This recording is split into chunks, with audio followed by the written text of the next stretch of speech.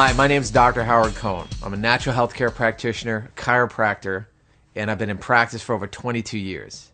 And I'm here to talk to you about something I like to call your wake-up call. A lot of people believe that if they don't have symptoms, that they're healthy. That's not necessarily true. If you don't have any kind of symptom, it just means that you're symptom-free. What's the first symptom of a heart attack for most people? Did you know it's actually death, a fatal heart attack?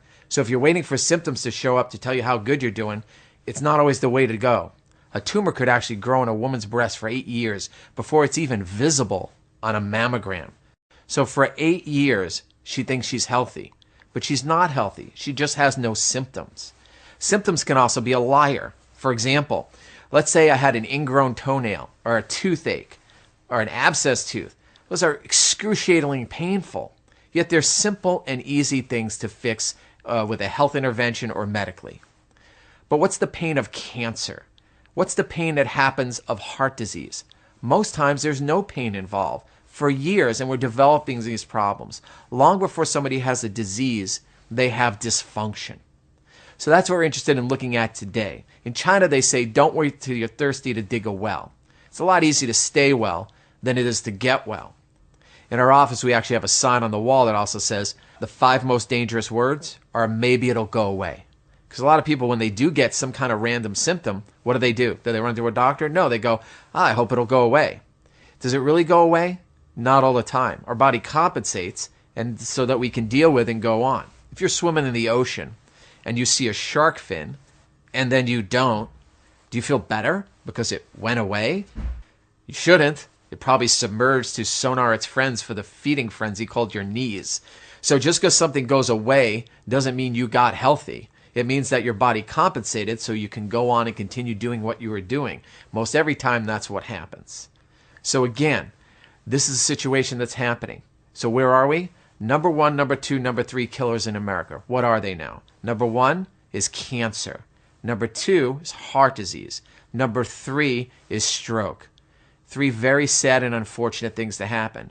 Yet everything we read, all the studies we read, everything we look at, we find out that all 3 of these things are diet and nutrition related, where based on what we put in our mouth and what we don't put in our mouth will determine whether we make ourselves susceptible or activate genetics we may even have for these certain conditions.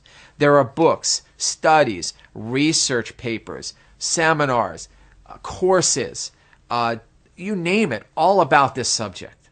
You ever see what happens, what somebody goes through when they go through modern cancer treatment?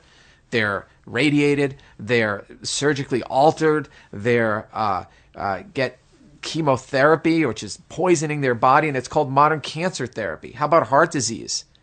If somebody's lucky enough to live from the heart attack that they have, they're buzzsawed open, their arteries are cleaned out, and they're sent right back out there doing the same thing and not even being educated on what should be done in their diet to change how they got there to begin with. How about someone who's had a stroke? Half their body no longer works anymore, and they have to go through the brutal rehab program after they're done whimpering to get over the fact that half their body doesn't work anymore, where they might be defecating and urinating on themselves because they've lost bowel and bladder control, and they're trying to get enough function back to resume somewhat of a normal life. Yet they say sometimes up to 4 out of 5 people, 80% of America, will have one of these 3 things happen to them. So what are we doing about it? Health is not an event. It's not something we do once. We're either building our health or it's going away. It is simple as that.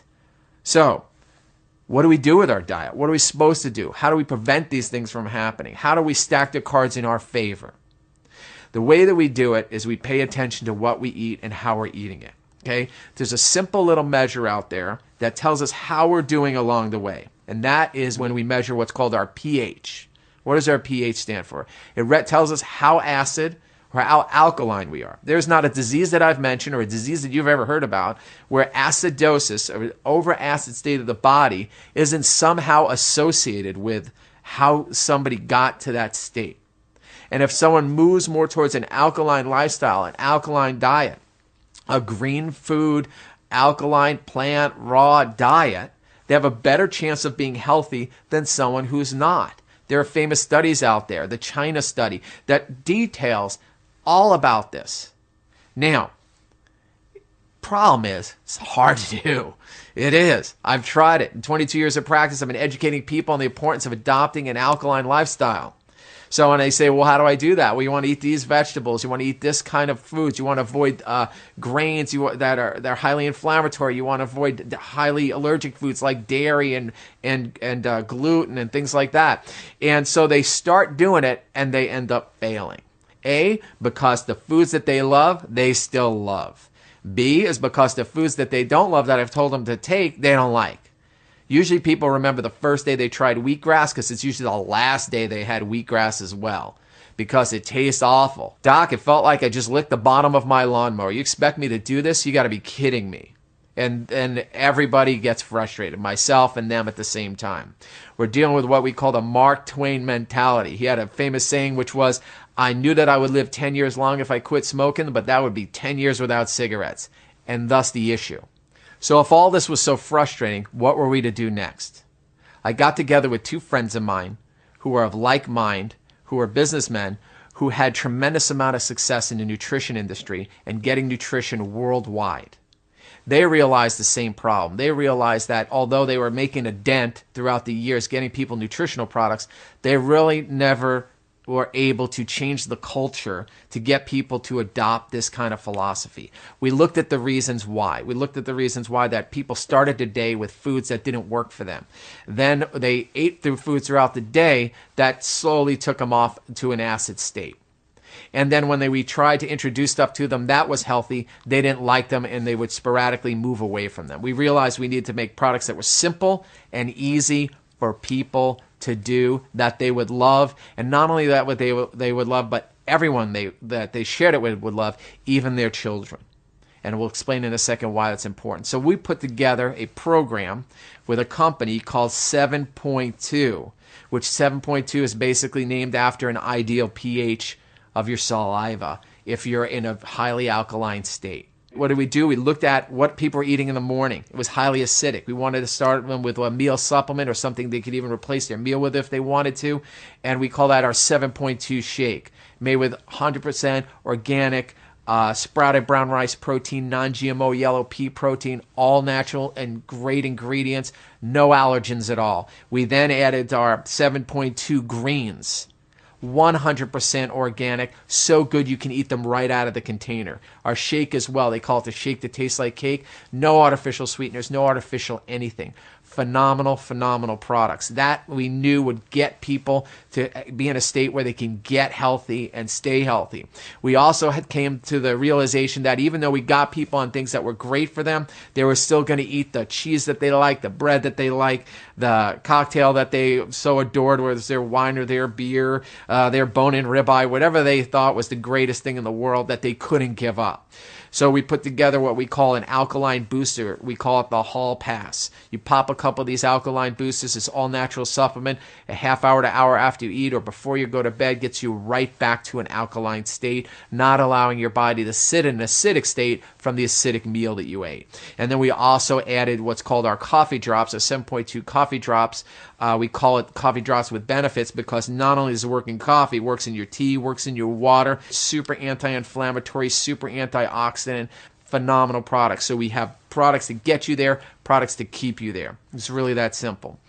Folks, we also made it put a program together called a 72-day alkaline weight loss challenge. Why weight loss? Couple reasons. Number one is if you Google anything, if you Google weight loss, you'll see more people looking for that than anywhere else and anything else in our modern world. Why? Is because the diet that we're eating are making us fat.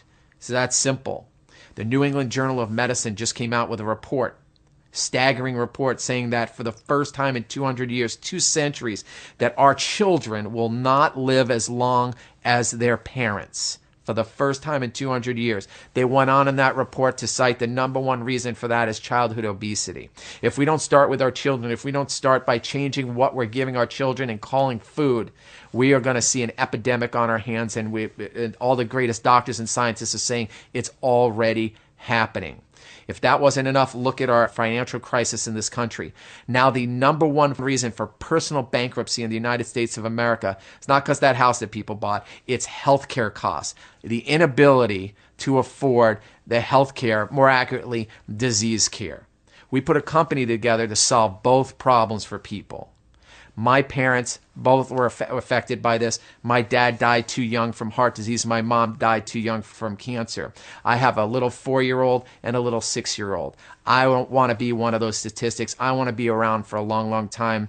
I wanted to make sure that we created a legacy, a company that would change this reality for people. If we don't do it, it's not going to happen. Folks, this is your wake-up call. I invite you to join us with 7.2. Get back with a person who shared this information with you. They cared enough about you to do it. Spread this information. It'll change the world for the better. I'm Dr. Howard Cohn. Thanks for being with me today.